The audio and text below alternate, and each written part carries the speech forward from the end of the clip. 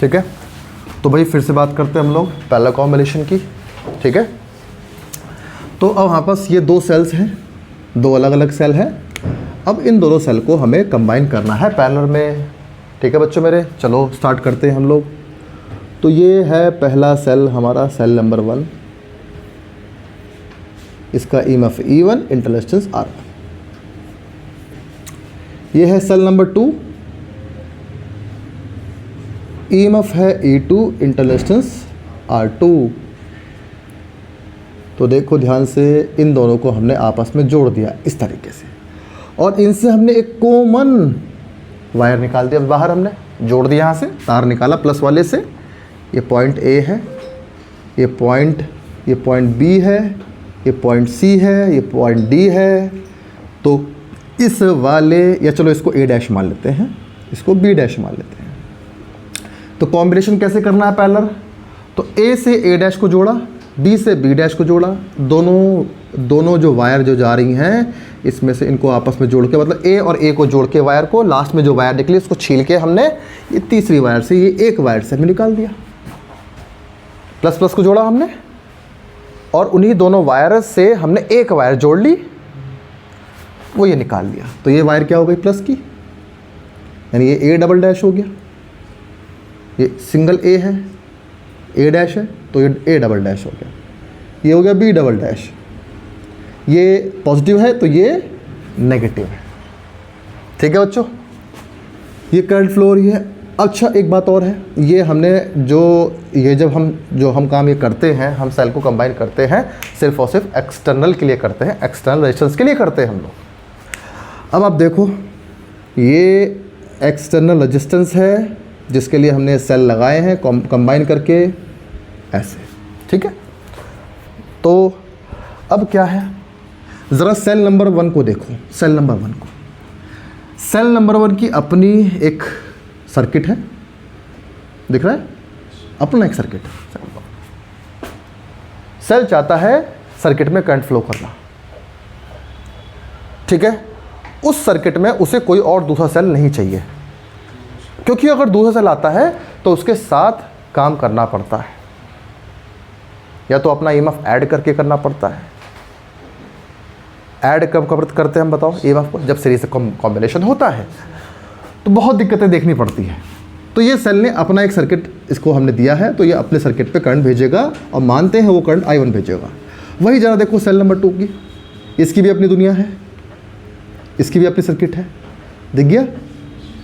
तो भाई, और मैंने आपको, अभी आप आगे पढ़ोगे किरचॉफ लॉ के बारे में, एक ब्रांच में law of conservation of charge के अकॉर्डिंग ब्रांच, अच्छा ब्रांच क्या होती है? ब्रांच होती है, इसको हम बोलते हैं जंक्शन।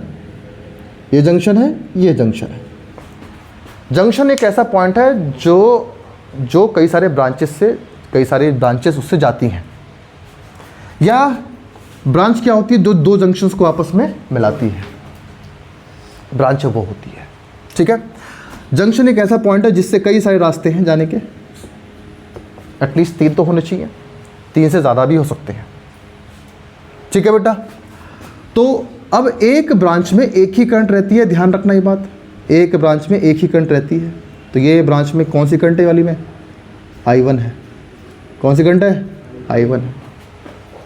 तो एक ब्रांच में एक ही करंट रहती है, दूसरी ब्रांच में दूसरी करंट, ठीक है बेटा। तो यहाँ से लेके यहाँ तक I2 करंट, यहाँ से लेके यहाँ तक I1 करंट। लेकिन जब ये ब्रांचेज मिलती हैं जंक्शन पर तो अपनी करंट को मिला देती हैं, law of conservation of charges का नियम फॉलो करके, क्योंकि electric current is a scalar quantity, ये वेक्टर सम को फॉलो नहीं करती। एक करंट ऊपर जा रही है, एक करंट नीचे आ रही है, तो हमने सोचा था वेक्टर सम के अकॉर्डिंग दोनों का सब्ट्रैक्शन होना चाहिए, एक वेक्टर ऊपर एक वेक्टर नीचे। लेकिन क्या हुआ, इनका तो एडिशन हो गया, एडिशन में I1 प्लस I2 हो गया, ठीक है। तो अब I1 प्लस I2 करंट जाएगी पूरे सर्किट में फ्लो हो करके। ये देखो I1 plus I2, I1 plus I2, I1 plus I2, क्या सबको दिखा? अब जंक्शन में फिर से आ गया। तो जंक्शन में करंट का मिलना भी होता है, करंट का डिस्ट्रीब्यूशन भी होता है। देखो I1 प्लस I2 आई, I1 ऊपर चली गई, I2 अपने घर चली गई। करंट का घर कहाँ? तो सेल, तो सेल से एनर्जी लेगी फिर से वो, कितनी एनर्जी लेगी, मैक्सिमम कितनी एनर्जी लेगी, ईएमएफ के बराबर, फिर चल देगी काम करने। क्लियर हो गया, सबको समझ में आ गया, ठीक है। अच्छा, लेकिन आप ए और बी देखो ध्यान से, ए और बी कहाँ है, ए और बी, तो ए और बी पर क्या है बच्चों मेरे बताओ, पोटेंशियल डिफरेंस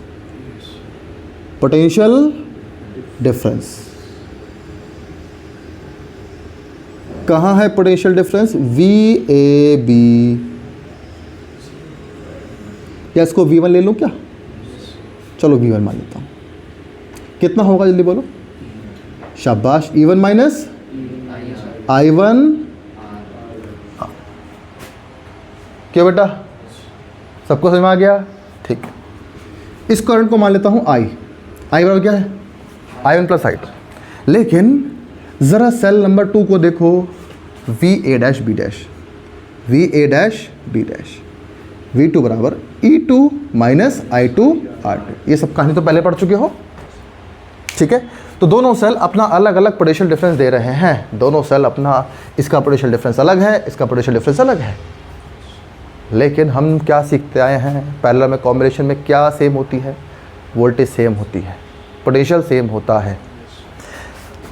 वही मैं J1 और J2 दो जंक्शन हैं, इनके अक्रॉस में अगर पोटेंशियल पता करूं तो कैसा पोटेंशियल होना चाहिए, सेम पोटेंशियल। तो यहाँ का जो पोटेंशियल होगा J1 और J2 पर, वो पोटेंशियल कैसा होगा, सेम होगा। पोटेंशियल कैसा होगा, सेम पोटेंशियल होगा, एक पोटेंशियल देंगे वो हम J1 J2 के अक्रॉस पर। J1 J2 क्या है, दोनों ब्रांचेस को मिला रखा है, तो J1 J2 के अक्रॉस में जो पोटेंशियल है, वो पोटेंशियल एक पोटेंशियल मिलेगा, वो पोटेंशियल कितना होगा। दूसरा, अब सेल E1 सेल E2 कैसे जुड़े हैं आपस में, पैरेलल में, ठीक है। जब सीरीज में थे तो इक्विवेलेंट ईएमएफ कितना था, E1 प्लस E2। जब ये पैरेलल में है तो इक्विवेलेंट ईएमएफ कितना हुआ, क्योंकि दोनों के ईएमएफ अलग अलग है, दोनों की ईएमएफ अलग अलग है। अगर दोनों ईएमएफ सेम होते तो क्या होता, दोनों ईएमएफ अलग अलग हैं तो क्या होता। ये दो क्वेश्चंस हैं हमारे लिए आज के डेट में, जो कि बोर्ड एग्जाम में पूछे जाते हैं कई बार, ठीक है। अब दोनों के ईएमएफ अलग अलग हैं तो इनका इक्विवेलेंट ईएमएफ कितना होगा, ये हमें बताना है। क्यों, क्योंकि रेजिस्टेंस इंटररेजिस्टेंस भी अलग अलग है, ठीक है। तो इक्विवेलेंट ईएमएफ कितना होगा, या E1 होगा या E2 होगा, या दोनों का कोई ऐसा अलग रिलेशन होगा। अगर मैं R1 R2 चेंज कर दूं, R1 R2 अलग अलग भी हैं, या R2 बढ़ा दूं, R1 कम कर दूं, तो क्या इक्विवेलेंट ईएमएफ पे कोई फ़र्क पड़ेगा, ये भी हमें देखना है। देखो ईएमएफ का रिलेशन है,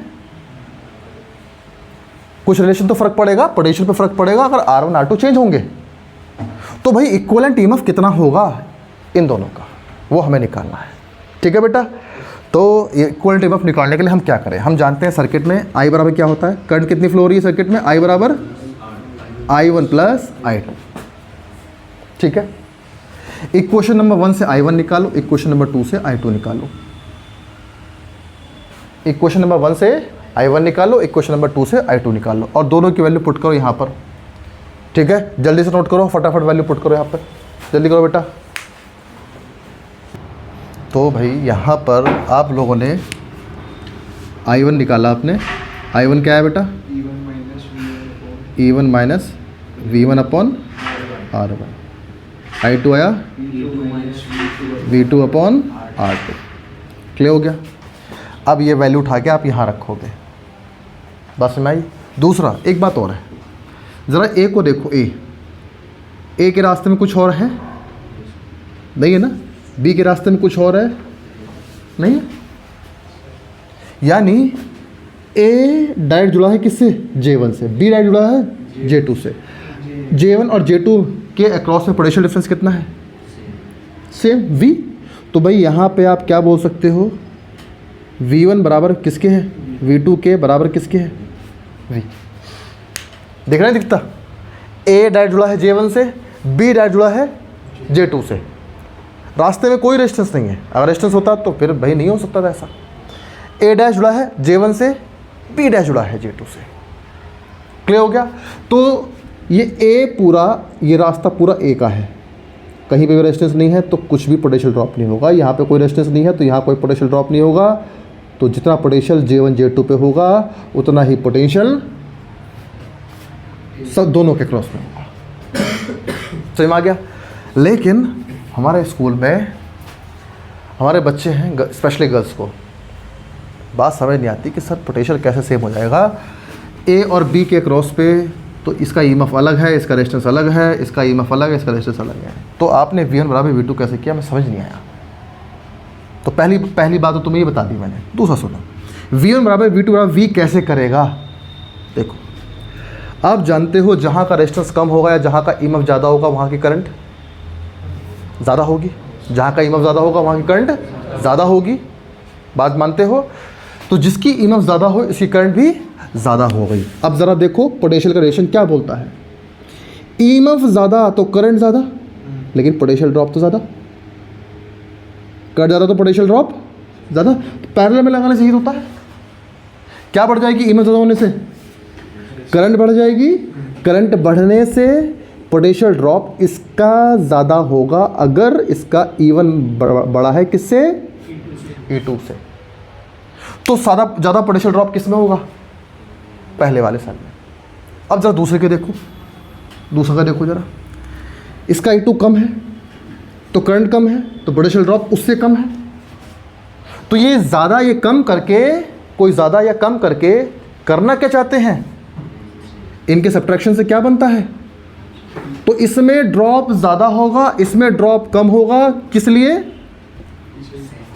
सेम पोटेंशियल करने के लिए। सेम पोटेंशियल करने के लिए बात समझ में आ गई। पोटेंशियल सेम करने के लिए ही किसी में करंट ज़्यादा होती है, किसी में करंट कम होती है। जिससे पहले सेल में पोटेंशियल ज़्यादा हो गया ड्रॉप, दूसरे सेल में पोटेंशियल ड्रॉप कम हुआ। जिससे क्या हुआ, इनके पोटेंशियल्स क्या हो गए आपस में, सेम हो गए, इक्वल हो गए। इसलिए पैरेलल में पोटेंशियल कैसा होता है, इक्वल होता है, सेम होता है। बात समझ में आ गई नहीं आ गई, ठीक है। हाँ ईएमएफ अलग अलग है भले, लेकिन पोटेंशियल कैसा होगा, सेम होगा। वैल्यू पुट करो जरा इसमें। तो आई बराबर क्या हो गया, बोलो बेटा। E1 माइनस, अब V1 को क्या कर दूं, V upon plus E2 minus V R2। आपको करना क्या है, आपको V को अलग करना है, I को अलग करना है, E को अलग करना है। क्यों, क्योंकि मैं लास्ट में मैं करने वाला क्या हूँ, इक्वेशन जो बनेगी उसकी कंपेयर करने वाला। V is equal to E equivalent minus I R equivalent से कंपेयर करने वाला हूँ।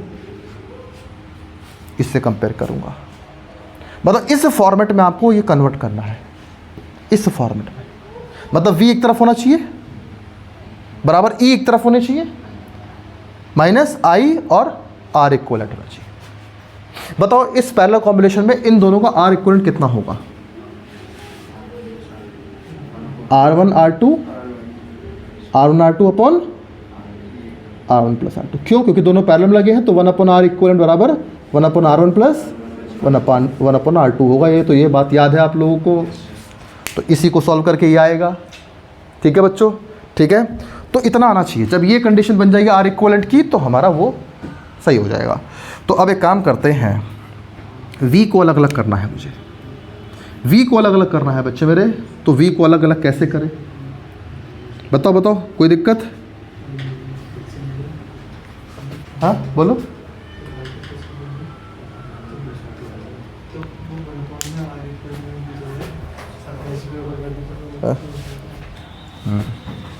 तो ये मल्टीप्लाई होगी, बेस से मल्टीप्लाई होगी और फिर रेसिप्रोकल होकर के ऐसा बन जाएगा।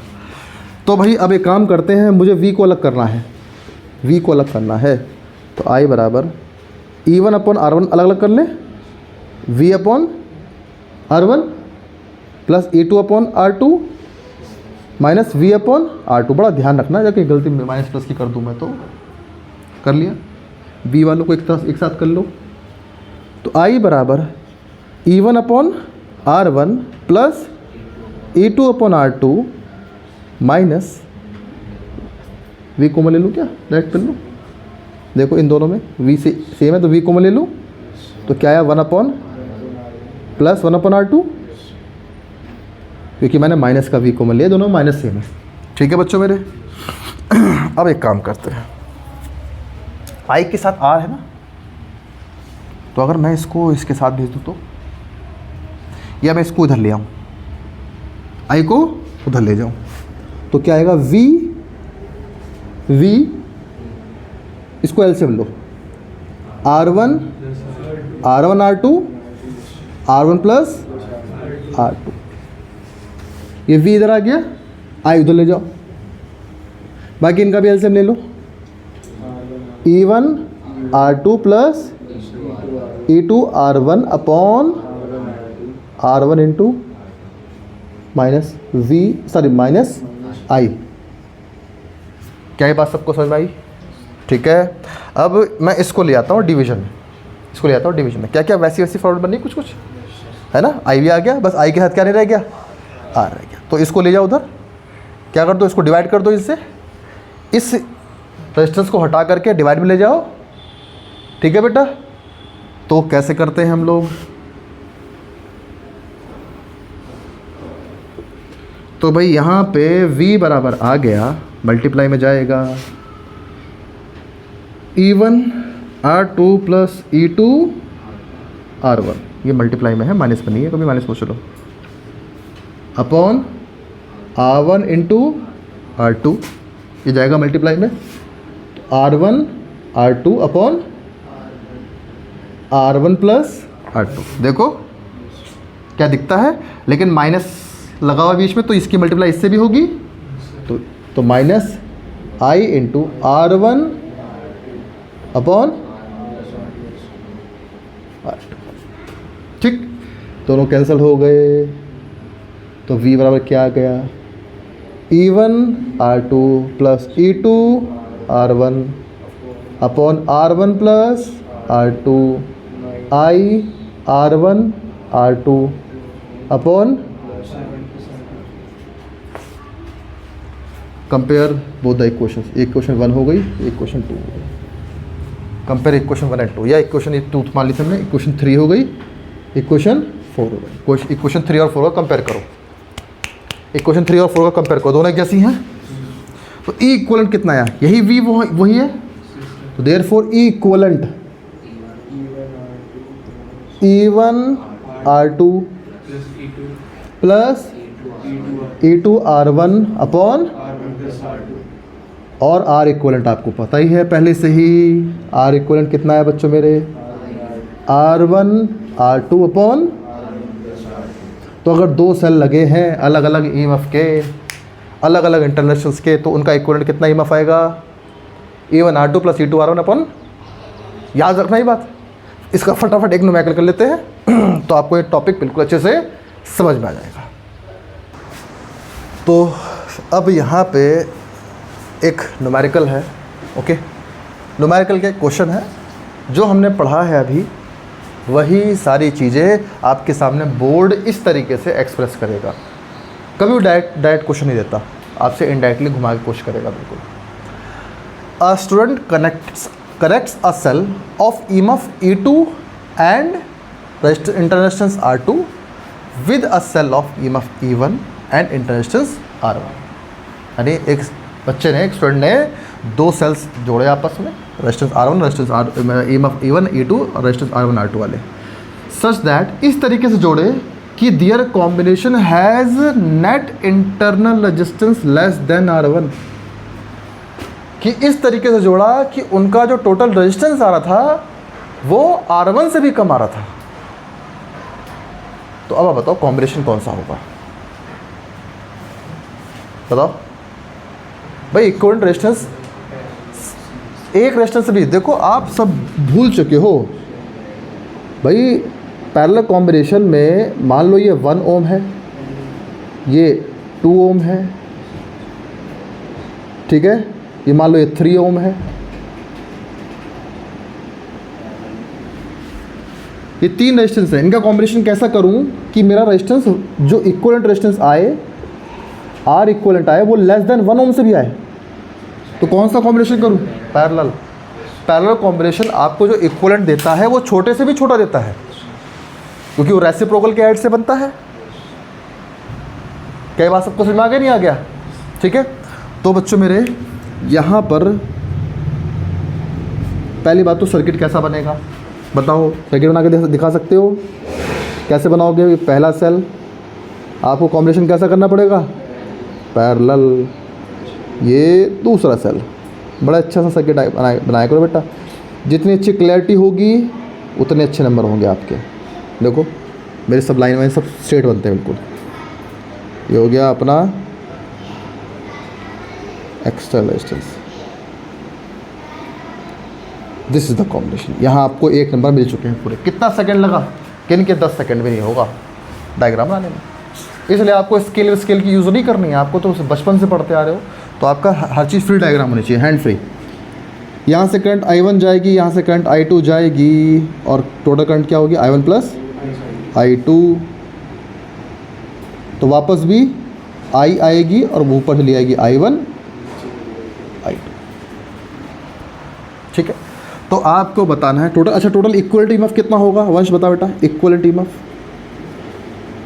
E1 R2 plus E2 R1 upon R1 plus R2। ये तुम्हें याद रखना पड़ेगा। अभी किरचॉफ लॉ पढ़ोगे तो दिमाग में हाँ किरचॉफ लॉ लगाओगे, क्यों टाइम वेस्ट करोगे? सब मालूम है आपको। तो 2 अलग अलग ईएमएफ वाले, 2 सेल के लिए बता रहा हूँ सिर्फ मैं, 2 अलग अलग ईएमएफ वाले, अलग अलग इंटरनल रेजिस्टेंस वाले अगर सेल जुड़ते हैं ऐसे इस तरीके से पैरेलल में, तो उनका इक्विवेलेंट क्या होता है? E1 R2 plus E2 R1 upon R1 plus R2। और R इक्विवेलेंट कितना होगा बच्चों मेरे? R1 R2 अपॉन, ये पहले ही पढ़ चुके हो। टोटल करंट कितनी होगी सर्किट में? I बराबर total EMF upon total resistance in the circuit. आपसे बोला है ना, this combination is connected across a resistance R, draw a diagram. ये हो गया आपका नंबर, हो गया जो भी नंबर मिलेगा। And obtain an expression for the current flowing through the resistance. ये 2 नंबर का है, 3 नंबर का क्वेश्चन आपका है। 2 नंबर इसमें मिलेंगे आपको, ठीक है, 1 नंबर मिलेंगे इस पर आपको। तो क्योंकि आपकी इसी पे ही मार्क्स मिल जाएंगे, 1 नंबर आपका यही दे देगा, क्योंकि आपको इक्विवेलेंट ईएमएफ का एक्सप्रेशन याद है। ठीक है, तो टोटल ईएमएफ कितना हुआ बच्चों मेरे बताओ? E equivalent upon total resistance कितना हुआ? ये वाले रेजिस्टेंस के साथ सीरीज में है ये, शाबाश। तो R प्लस R, ये वाला रेजिस्टेंस इन दोनों के साथ कैसा है? सीरीज में। अब हो जाएगा, ठीक है। तो ये इक्विवेलेंट कितना है? E1 R2 plus E2 R1 upon R1 plus R2 upon R plus R2 upon, अब एलसीएम लेके आपकी जिम्मेदारी है सॉल्व करने की। R1 प्लस R2 काट देना, हो जाएगा। कोई बहुत टफ न्यूमेरिकल, बहुत टफ तो नहीं था, 3 नंबर मिल जाएंगे बहुत कम समय में। मैं कह रहा हूँ अगर तुम्हें आता होता जैसे मैं कर रहा हूँ तो 3 नंबर कितने मिनट के हैं? 1 मिनट का भी नहीं है बच्चों मेरे। फटाफट, अगर दिमाग बढ़िया चल रहा है तो फटाफट डायग्राम बनाना, एकदम तेज़ी से, साफ साफ होना चाहिए, कहीं कोई काट पीट नहीं होनी चाहिए क्वेश्चन में, कॉपी में आपके। जब हम कॉपी चेक करते हैं तो बड़ी परेशानी होती है, जिसके काटते रहते हैं दिमाग तुरंत स्टॉप रहता है, सोचते हैं बच्ची की कंडीशन कैसी, अच्छी नहीं है, फिर हमारे हाथों से नंबर नहीं निकलते फिर। तो नंबर चाहिए तो ध्यान रखना, ज़्यादा उस पर क्रॉसेस ना हो। दूसरा, अपने क्वेश्चन के लिए कॉन्फिडेंट हो। कॉन्फिडेंस कब बढ़ता है? जब रिवीजन होता है। जब कभी भी, मैंने आपको ये बात बताई भी थी, कभी भी किस सब्जेक्ट को पढ़ोगे तो L R और प्रैक्टिस, LRP, लर्निंग करना पड़ेगा, लर्न करो, रिवीजन करो और बाद में प्रैक्टिस करो। चाहे कोई भी सब्जेक्ट है, इसी 3 चीज़ों पे काम करता है। तो तुम्हें लर्न कराया मैंने, रिवीजन मैं नहीं करा सकता, रिवीजन तुम्हें खुद करना पड़ेगा। कुछ क्वेश्चंस की मैं तुम्हारे हाथों से प्रैक्टिस करा सकता हूँ, लेकिन प्रैक्टिस भी तुम्हें खुद करनी पड़ेगी। ज़्यादातर काम लर्निंग का है, लर्निंग बहुत बड़ा रोल है। लेकिन ये फॉर्मूला बनता है सक्सेस का, ये फॉर्मूला बनता है सक्सेस का, L into R into P, ये फॉर्मूला है। सक्सेस बराबर L into R into P, ठीक है। अगर सब 10-10 नंबर के हैं, क्यों सब 10-10 नंबर के हैं, आपने लर्निंग बहुत किया, आपने रिवीजन बहुत अच्छा किया, प्रैक्टिस 0 है, तो सक्सेस 0, तब भी सक्सेस नहीं मिलेगी। ठीक है, तो आपको सबको करना पड़ेगा, सब करना पड़ेगा, तभी सक्सेस मिलेगी। बात क्लियर हुआ? ठीक है, चलो।